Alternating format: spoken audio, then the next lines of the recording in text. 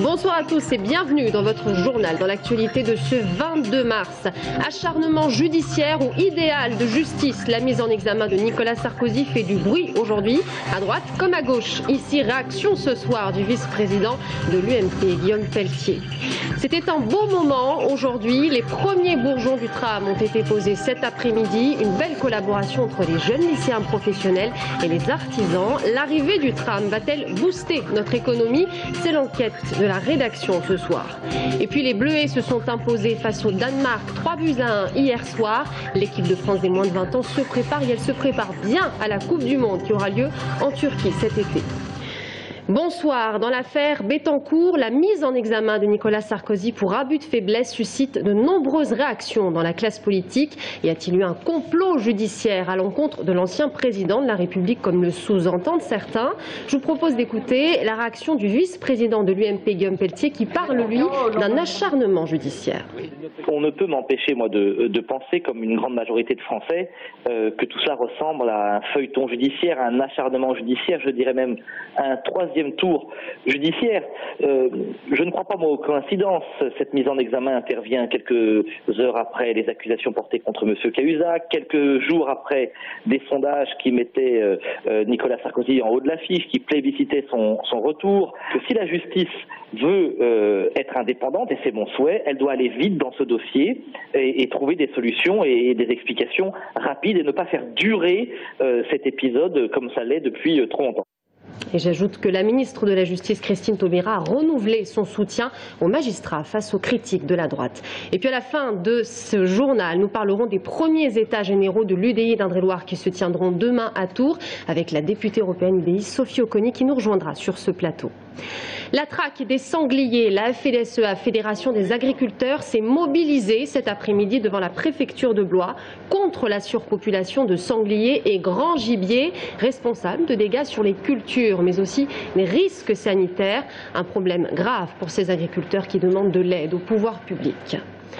C'était un beau moment d'émotion cet après-midi pour les jeunes lycéens qui ont posé les tout premiers bourgeons du tramway au centre de maintenance de Tours-Nord. Des bourgeons uniques sur chaque rame.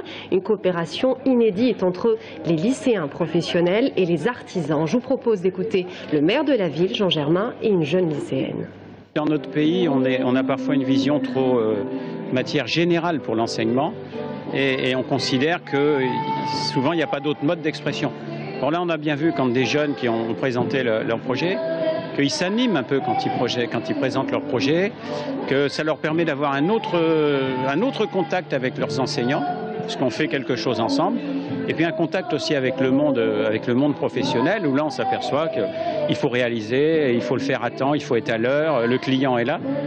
Donc voilà, je pense que c'est une opération assez originale. Moi j'ai pris pour exemple la coquille d'escargot et les escaliers en colimaçon des châteaux. Ça va me faire plaisir de voir qu'il y a quelque chose que j'ai fait, que j'ai fabriqué avec l'aide de Charles Bloquet qui va être dans le tram et ça va être, je suis contente. Et justement, l'arrivée du tramway à Tours va-t-elle booster notre économie? Si beaucoup s'inquiètent de son impact négatif, d'autres sont confiants et espèrent même capitaliser sur le tramway. Nous sommes allés à Reims puis au Mans voir ce que le tramway a changé dans ces villes. Reportage d'Aurélie Renaud et Gaël Poulain. Le Mans. 4 ans et demi après le lancement de la première ligne, les espoirs de fréquentation ont été largement dépassés, avec plus de 48 000 voyageurs par jour.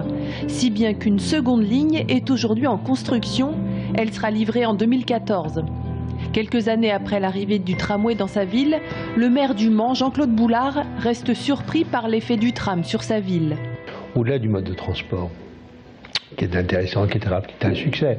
Les travaux que l'on fait d'urbanisation autour changent le visage de la ville, la modernisent, il y a une sorte de fierté aussi des personnes. Il y a vraiment avant le tram et après, quoi. Et c'est ce que les Tourangeaux vont vivre, après avoir vécu des travaux qui sont toujours une phase un petit peu difficile. Quand les Manceaux me disent « Ah, non, j'en reviens pas », je leur dis « Moi non plus ». Je ne pensais pas qu'il y aurait un tel changement positif d'image dans la ville et dans la tête de mes concitoyens et dans ma propre tête. Changer l'image de la ville, c'était aussi le souhait de Reims. Il y a un an, la ville inaugurait sa première ligne de tramway. Ce jour-là, Madame le maire espérait elle aussi du changement quant aux habitudes de ses concitoyens, n'oubliant pas que certains d'entre eux avaient souffert durant les travaux. On ne décrète pas dans une ville qu'on arrête de servir de sa voiture du jour au lendemain, mais petit à petit, quand ils vont s'apercevoir que pour un étudiant, par exemple, aller du centre-ville à la fac à Croix-Rouge, ça prend 3 fois moins de temps que de prendre sa voiture, ben c'est un changement culturel qui va se faire petit à petit. 3, 2, 1, 0. À Reims, l'inauguration a rassemblé près de 30 000 personnes. Reste à savoir comment les Tourangeaux accueilleront leur propre tramway après les festivités dans leur quotidien et si Tours, avec son tram, dévoilera un nouveau visage.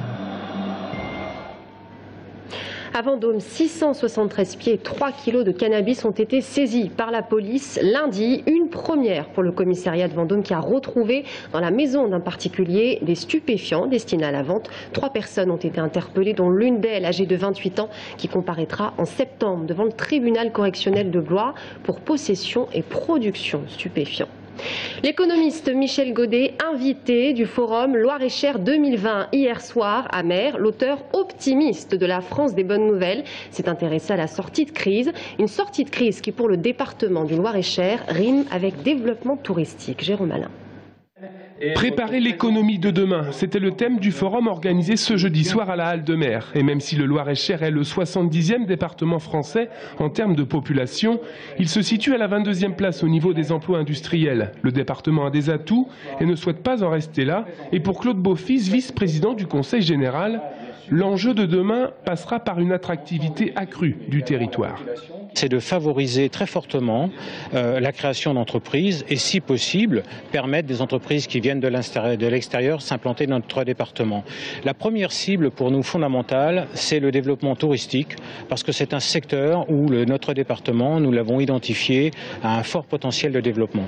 Et les sites touristiques comme Beauval, Chambord, les jardins de Chaumont ou les châteaux de la Loire attirent. Il est certain que le département doit surfer sur cette vague pour renforcer encore un peu plus son développement économique.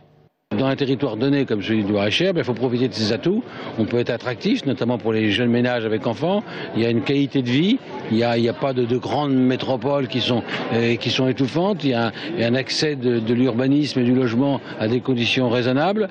Et puis il y a tout le potentiel du TGV qui n'a pas encore été développé. Donc ce territoire est bien armé pour s'en sortir, à condition que naturellement qu'il y ait des projets et qu'il y ait une union autour de ces projets. Un quart des emplois qui existeront dans les entreprises à l'horizon 2025 ne sont pas encore créés. C'est aussi pour ça que le Conseil général du Loir-et-Cher soutient fortement l'innovation et les projets d'entreprise. Et même si aujourd'hui le taux de chômage atteint près de 9,5% dans le Loir-et-Cher, il est le plus bas de la région centre.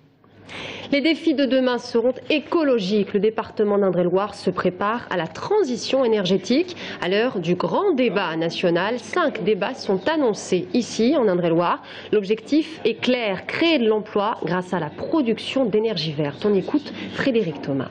La volonté du Conseil général, c'est de se rapprocher là où il y a de la compétence. Je pense notamment en matière énergétique, l'agglomération. Je pense que c'est ensemble qu'on arrive à trouver des solutions techniques, à bénéficier des expériences des uns et des autres. Donc, dans un avenir très proche, nous essaierons, au niveau départemental, de pouvoir avoir un pôle énergie qui soit à la fois novateur sur le plan régional, voire national, et puis aussi qui puisse attirer des industriels nécessaires au développement de notre économie locale. Ils se sont imposés hier soir 3-1. L'équipe de France des moins de 20 ans a mieux joué que le Danemark. Un match amical, un bon match pour les quelques 3000 spectateurs assis dans les gradins. On revient sur cette rencontre avec Romain Delville. Copie très propre des Bleuets de Pierre Monkowski hier soir sur la pelouse de la vallée du Cher. Dominateur, maître du jeu, les moins de 20 ans ouvrent la marque dès la 5e minute. Kondogbia talonne pour Lucas Digne qui du gauche trompe le portier danois. Coup de froid 20 minutes plus tard quand le grand Brock Madsen trouve le petit filet d'Areola. On doit continuer à se montrer vigilant surtout, et surtout ne lâcher à aucun moment. Je pense qu'on a vu même dans le match des périodes où sur quelques minutes on a un petit peu relâché, on a été un petit peu moins présent. Bon ben ça il faut qu'on le corrige à tout prix. Réaction des Bleuets à la 35e minute de jeu, pressing gagnant de Kondogbia qui va centrer. Baebek laisse passer et c'est Florian Thauvin qui d'un contrôle et d'une frappe redonne l'avantage à la France. Ça a été assez compliqué, ils nous ont égalisé rapidement. Je pense qu'on a eu une période où on était un petit peu déconcentré. Voilà, on a gagné ce match, c'est une bonne chose et on va se concentrer sur la Roumanie lundi. Et c'est en deuxième période que les Bleuets vont définitivement se mettre à l'abri. Au terme de 10 passes inspirées, c'est Abdoulaye Doucouré qui libère son équipe à la 54e minute. Une phase de jeu qui met en pratique les consignes du sélectionneur Mankowski. J'ai trouvé des automatismes avant le début de la compétition. Aujourd'hui, c'est des matchs amicaux. Maintenant, on essaie de jouer le mieux possible ensemble, d'avoir un groupe bien soudé et on vit bien ensemble. La préparation des Bleuets continue à la chaussée Saint-Victor. Lundi, les U20 jouent la Roumanie à Blois. Quelques heures après un rituel important dans une compétition à venir, le tirage au sort du mondial turc. Et c'est ainsi que s'achève notre journal. Merci à tous de nous avoir suivis. Dans un instant, la députée européenne IDI, Sophie Oconi, nous rejoint sur ce plateau. À tout de suite.